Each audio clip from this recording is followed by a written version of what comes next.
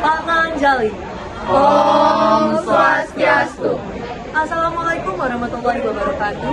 Shalom, namo buddhaya, salam kebajikan untuk kita semua. Perkenalkan, kami dari kelompok 6 dengan saya Aisyah Tulika Kedania absen nomor 1. Dan saya Kadia Kaisa Nindya Kirana absen 17. Dan saya Putu Kesanya Lapria absen 33. Dan saya Putu Pandela Arsanti nomor absen 34. Dan saya Putra Gita Utama absen 35. Dan saya Davin Lelewati Mena nomor absen 3. Baiklah, tadi itu adalah perkenalan dari kelompok kami. Dan izinkan saya untuk memperkenalkan diri saya kembali. Saya adalah Neila, atau dengan nama lengkap Putu Pandanela Arsanti, nomor absen 34, akan menjadi narator dalam video ini. TKA merupakan salah satu program terbaru yang diberikan oleh Menteri baru kita, yaitu Pak Abdul Muti, dengan tujuan menilai kemampuan dasar siswa lewat tes kemampuan akademik. Tetapi sejak diumumkannya TKA ini sendiri menimbulkan banyak sekali dilema, bahkan pertanyaan, juga protes dari berbagai pihak. Hal inilah yang membuat kelompok saya, termasuk saya sendiri juga, tertarik untuk meneliti program ini lebih lanjut. Sebelumnya juga sudah ada beberapa penelitian yang menggunakan metode serupa, dan hasilnya cukup beragam. Dari situ muncul pertanyaan di benak saya. Bagaimana respon pihak sekolah dan siswa di SMA Negeri 8 terhadap pelaksanaan TKA, dan apakah program ini sudah berjalan dengan efisien? Sebagai informasi awal, penelitian kami menggunakan metode pengumpulan data berupa wawancara terstruktur. Pada metode ini, kami menyiapkan 3 pertanyaan untuk masing-masing narasumber, dan seluruh pertanyaan tersebut sudah disusun sebelumnya agar sesuai dengan latar belakang setiap narasumber. Oleh karena itu, pertanyaan yang diberikan kepada guru memiliki perbedaan dengan pertanyaan yang diberikan kepada siswa. Halo semuanya, perkenalkan kami perwakilan dari kelompok 2 ingin mewawancarai salah satu guru yang ada di SMA Negeri 8. Bapak atas nama siapa, Bapak? Ardika. Pak Ardika. Jadi Bapak, di sini kami ingin mempertanyakan beberapa hal terkait dengan TKA, Pak. Yang pertama itu ada bagaimana pandangan Bapak terkait efisiensi TKA pada tahun ini? Oke, jadi untuk TKA tahun ini kan pertama ya untuk di SMA Negeri 8 dan Pasar. Tentunya banyak sekali persiapan-persiapan yang harus dilakukan. Ya, dari efisiensinya saya rasa sih ketepatan dalam pola mengajarnya jadinya. Jadi setiap guru itu memiliki pola yang mengajarnya masing-masing. Sekarang lebih terstruktur lah jadinya untuk efisiensinya. Contohnya ada yang memilih mapel biologi, mapel matematika gitu. Jadi dalam setiap minggu itu mereka diberikan kasus lah atau penyelesaian masalah dalam setiap mapel itu. Nah, dalam 1 minggu misalnya mereka diberikan 5 soal, langsung dalam bagaimana penyelesaiannya. Jadi secara singkat saya lihat sih itu memang efektif sekali untuk memberikan pemahaman ya yang lebih jauh terhadap mapel-mapel pilihan dari anak-anak kelas 12 gitu. Itu sih. Ya. Baik, lanjut ke pertanyaan kedua. Bagaimana pengalaman Bapak dengan adanya perencanaan TKA? Pengalaman dalam perencanaan TKA. Oke, jadi untuk pengalamannya tentunya kurang lebih kami di guru itu mempersiapkan 3 bulan sebelum dilakukannya tes kemampuan akademik. Ya, jadi guru-guru itu mempersiapkan seperti yang saya bilang tadi itu, mereka mempersiapkan soal-soal apa yang sudah mereka pelajari dari kelas 10, kelas 11 sampai dengan kelas 12.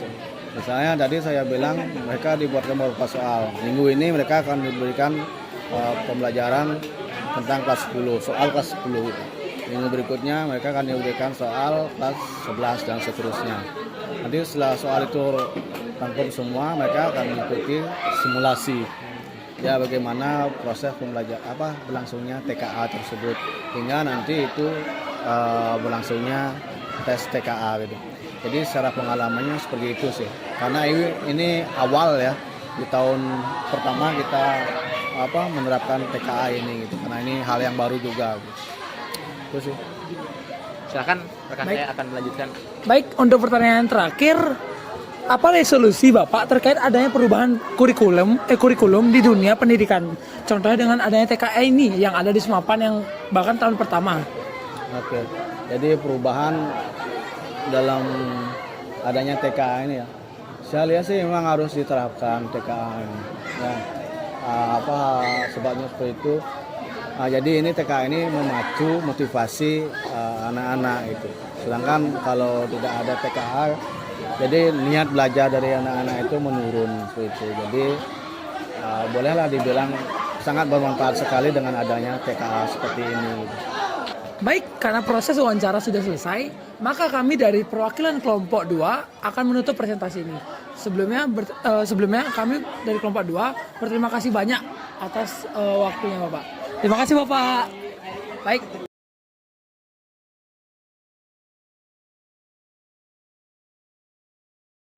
Halo semuanya, kembali lagi dengan kami, salah satu kelompok sosiologi dari kelas 10-1. Kali ini kami akan membahas terkait adanya efisiensi pembelajaran program TKA di kalangan SMA Negeri 8 Denpasar. Nah, di sini kami bersama salah satu narasumber kami dengan siapa Kak? Halo, perkenalkan aku Sinta dari 126P3. Nah, di sini kami bersama Kak Sinta dari kelas 12 yang dimana kami akan menanyakan beberapa pertanyaan seputar TKA atau tes kemampuan akademik siswa. Baik, silakan. Nah, jadi Kak, yang pertama nih, bagaimana persepsi Kakak sebagai siswa terhadap pelaksanakan TKA di sekolah ini, Kak?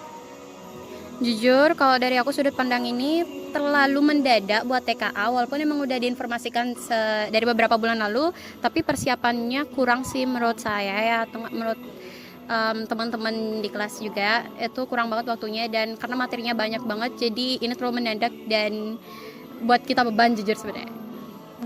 Oke, kalau boleh tahu kira-kira Kakak mengambil untuk ujiannya mata pelajaran apa aja nih Kak? Kalau yang wajib udah pasti ada bahasa Indonesia, bahasa Inggris, dan matematika. Tapi kalau untuk pilihan, kakak pilih ekonomi dan PKN. Oke, baik. Terima kasih Kak. Selanjutnya, Raisa silakan. Untuk pertanyaan selanjutnya Kak, apakah program TKA ini memberikan manfaat akademik atau malah menambah tekanan psikologis bagi siswa? Ini udah pasti kayaknya nambah tekanan ya, karena kan kalau untuk TKA ini untuk memvalidasi nilai di SNBP, sedangkan kalau SNBP berarti harus eligible, sedangkan TKA ini kan diwajibkan, berarti murid-murid yang nggak eligible pada akhirnya nilai TKA-nya nggak akan digunakan. Terus juga ini sebenarnya lebih ke ngasih pressure, apalagi nggak semua bakal mau ke universitas. Jadi kayak sebenarnya ngebuang waktu, tapi balik lagi mungkin ini adalah peraturan regulasi baru dari pemerintah, jadi kita harus ngikutin aja. Sebenarnya beban sih jujur. Oke, ya benar banget sih Kak, karena kita ketahui banyak juga nih hot news yang ada di berita terkait adanya TKA, jadi memberikan banyak dampak ya terkait siswa-siswa tentunya kelas 12. Nah kemudian untuk Kak Sinta sendiri, kira-kira apa saja nih persiapan Kakak sebelum mengikuti program TKA ini? Yang pasti kita harus cerita dulu apa minat kita pas mata pelajaran pilihan, kan ada ekonomi PKN. Full pelajari yang namanya materi di kelas 10 sampai dengan 12, pelajari pasal-pasal, pelajari tentang yang paling banyak sih kalau kalau ekonomi itu paling banyak hitung-hitungan, tapi matematika wajib juga itu susah banget, tapi sisanya penalaran. Oke, baik, terima kasih Kak Sinta. Untuk Raisa ada lagi nih pertanyaan? Oke, jadi teman-teman itu aja sekian wawancara terkait adanya efisiensi program TKA di kalangan siswa SMA Negeri 8 Denpasar. Terima kasih untuk Kak Sinta. Ya, sampai jumpa.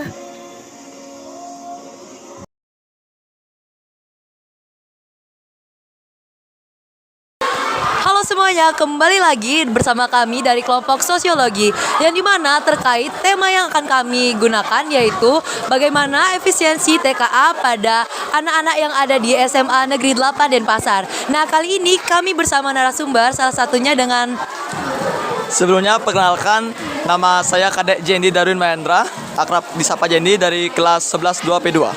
Nah, jadi di sini narasumber kami dari kelas 11 yang dimana kami akan menanyakan beberapa pertanyaan seputar TKA. Nah, jadi Kak, pertanyaan pertama nih, bagaimana pendapat Kakak tentang pelaksanaan TKA yang diadakan oleh sekolah ini, Kak?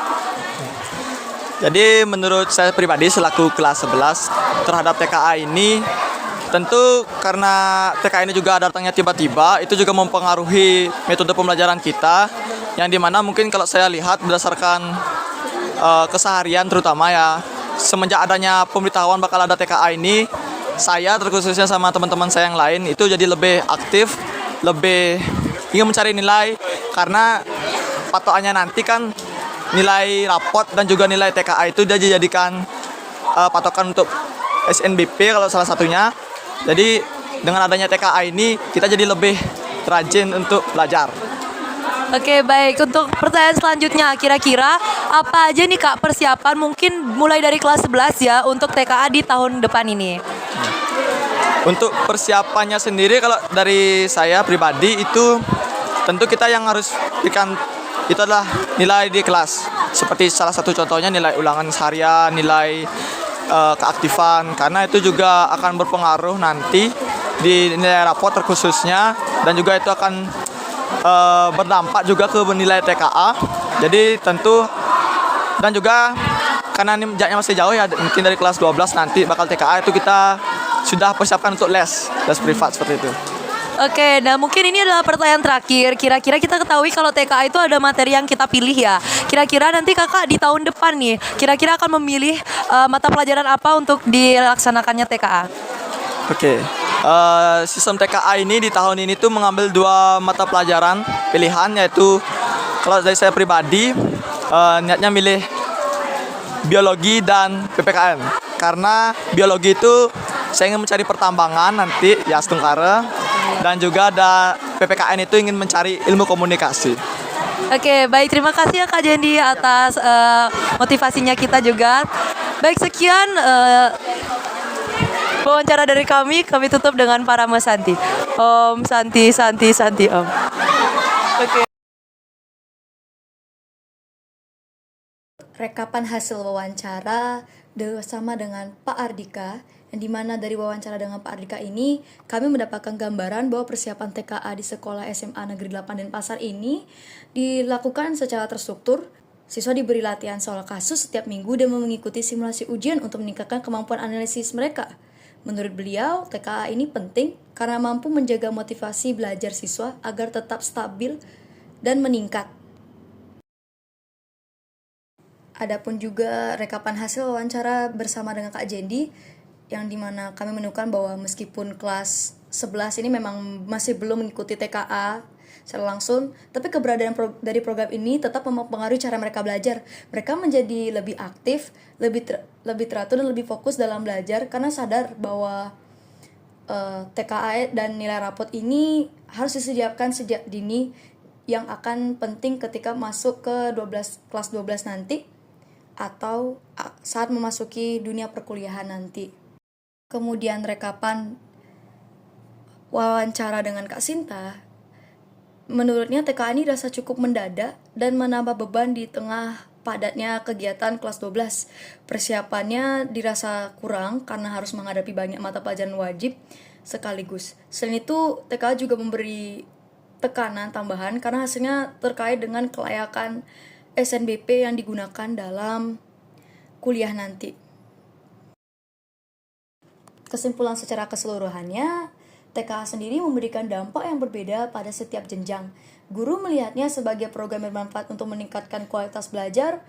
Kelas 11 merespon positif dengan meningkatnya motivasi, namun dari hasil wawancara kami juga ternyata kelas 12 merasakan tekanan karena waktu persiapannya juga yang terbatas. Dengan demikian, TKA ini menunjukkan potensi untuk mendukung peningkatan mutu pendidikan, tapi pelaksanaannya masih perlu penyesuaian agar benar-benar efisien dan sesuai dengan kebutuhan siswa di setiap tingkat. Baiklah, sekian dari pemaparan hasil wawancara atau hasil penelitian saya. Saya Neila, pamit undur diri. Sekian, terima kasih Parama Santi. Om Santi Santi Santi Om.